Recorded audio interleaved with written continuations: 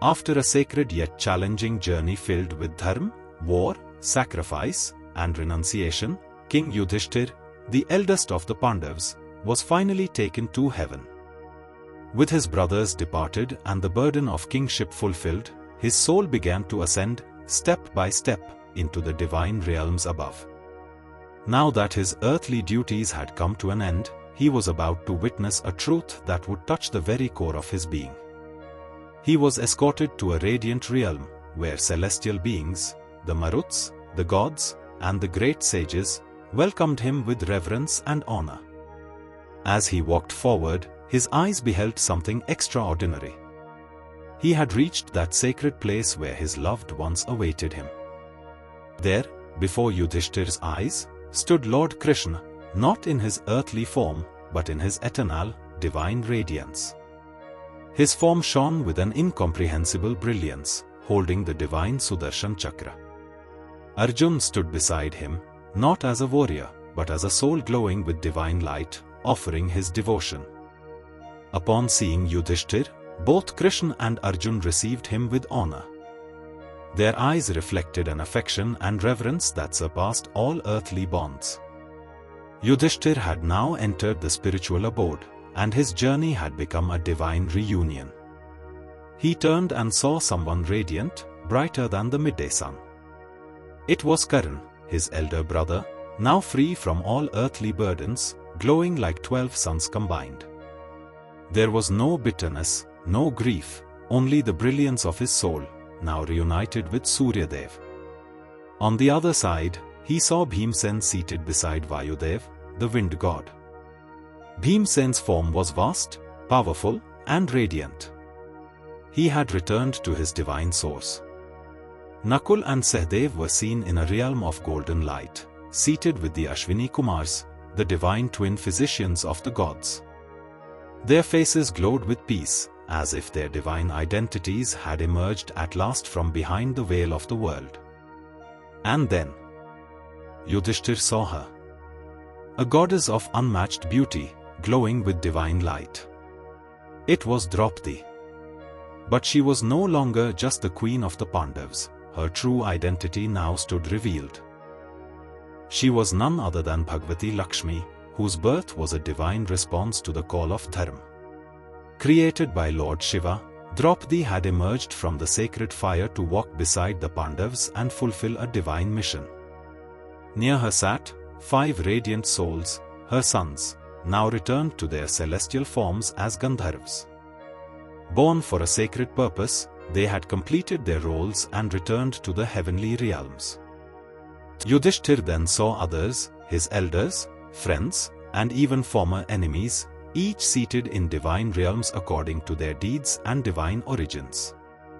Bhishma, the grandsire, had returned to his place among the 8 Vasus. Guru Dronacharya had merged into the essence of Brihaspati, the teacher of the gods. Kritvarma had joined the Maruts, Pradyumna had returned as Sanat Kumar just as he had once descended. Dhritarashtra had now become a radiant Gandharva, and the devoted Gandhari had followed him to the rare realms of Kuber. King Pandu, along with Kunti and Madri, had returned to the celestial abode of Indra. He saw the Vrishnis, the Andakas, the Bhojas, and noble warriors like Satyaki and Drupad, all now part of the divine communities of the Devas. Varch, the brilliant son of the moon god who had incarnated as Abhimanyu, fulfilled his Kshatriya dharma through a battle of unmatched valor. His mission complete, he returned to the realm of the moon god, from whom he had descended. Karan had merged into Suryadev, the radiant sun god. Shakuni was absorbed into Dwapar and Drishtadyumna had become one with Agni, the god of fire. The sons of Dhritarashtra were all Rakshasas of fierce might, returned to their true origin. Their presence on earth had been part of a larger cosmic design, and with the conclusion of the Mahabharata, their role was fulfilled. Vidur and Yudhishthir, both born of Dharma, ultimately merged into Dharmdev, the god of righteousness. The most illustrious Anant, who at the request of Brahmadev, supports the earth through his yogic power, had incarnated as Balram. He now returned to the sacred realm beneath the earth, resuming his eternal role. Krishna, the incarnation of the eternal Lord of all gods, Narayan, also returned to his original divine form and merged back into Narayan. The 16,000 queens of Krishna had entered the sacred Saraswati river and relinquished their human forms. They returned to the heavens as Apsaras, destined to serve their beloved Lord eternally.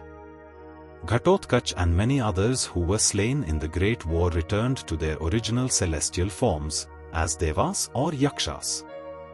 Those who had fought on Duryodhana's side were said to be Rakshasas in their true nature. All of them attained their respective realms. Some ascended to the heavenly abode of Indra, some reached the realm of Kuber, the Lord of Wealth, and others attained the deep domain of Varun, the Lord of the Oceans.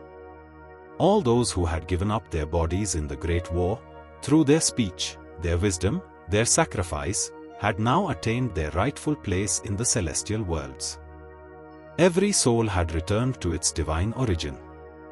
This grand reunion was not a reward, but a return to truth, to the eternal essence, to the divine nature from which they had all emerged. In this sacred tale, we are reminded that life is not the end, but a passage. The soul journeys through duty, sacrifice, and surrender, only to reunite with its divine source.